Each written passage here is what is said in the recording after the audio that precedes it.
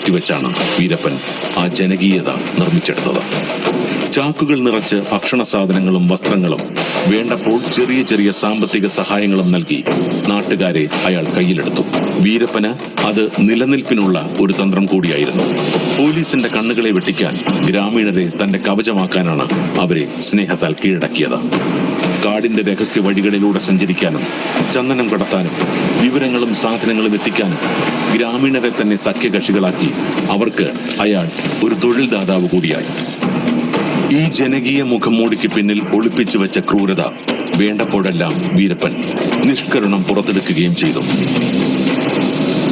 തനിക്ക് എതിരെന്ന് തോന്നിയവരെയും പോലീസിന് വിവരങ്ങൾ ചോർത്തി നൽകിയോ എന്ന് സംശയിച്ചവരെ പോലും അറപ്പില്ലാതെ കൊന്നുതള്ളി. ഒരു കൈകൊണ്ട് തലോടിയും മറു കൈകൊണ്ട് തലയറത്തും ഗ്രാമീണർക്കിടയിൽ നിഗൂഢ നായകനായി അയാൾ വിരാജിച്ചു.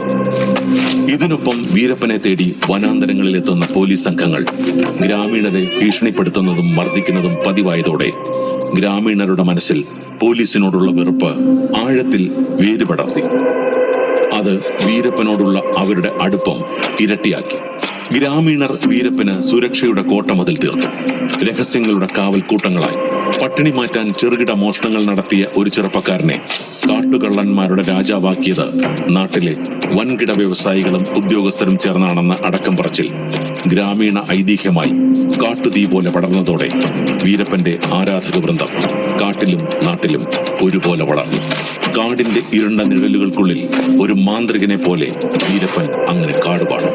വീരപ്പന്റെ കൈസ്പർശത്തിൽ ഒഴുകിയ ചന്ദനവും ആനക്കൊമ്പും അന്താരാഷ്ട്ര വിപണികളിൽ വെട്ടിത്തിളങ്ങി.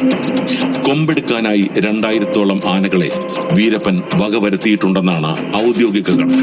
10,000 ടൺ ചന്ദനത്തടിയാണത്രേ വെട്ടിവിറ്റത്. കാട്ടുരാജാവിന്റെ വ്യാപാര ചക്രവർത്തിത്വം കാടിന്റെ രഹസ്യങ്ങളിൽ ഒളിഞ്ഞും തെളിഞ്ഞും നിന്ന കാലം. വീരപ്പന്റെ പ്രസിദ്ധിയും കുപ്രസിദ്ധിയും കൂടിക്കൂടി വന്നതനുസരിച്ച് അയാളെ പിടികൂടാനുള്ള ശ്രമങ്ങൾക്ക് പോലീസും വ്യാപ്തിയെത്തി. അതോടെ സത്യമംഗലം കാടിന്റെ പരിസരങ്ങളിലുള്ള ഗ്രാമീണരുടെ ജീവിതം നരകതുല്യമായി. വീരപ്പന്റെ വിശ്വസ്തർ എന്ന് സംശയിക്കപ്പെട്ടവരെല്ലാം ലോക്കപ്പുകളിൽ കൊടിയ മർദ്ദനങ്ങൾക്ക് ഇരകളായി. സ്ത്രീകളെ പോലും വെറുതെ വിട്ടില്ല. അപ്പോഴും പക്ഷേ വീരപ്പൻ സുരക്ഷിതനായി കാട്ടിൽ മറഞ്ഞു തന്നെ നിന്നു. ഗ്രാമീണർ പാറ പോലെ അയാൾക്കൊപ്പം ഉറച്ചു തന്നെ നിന്നു.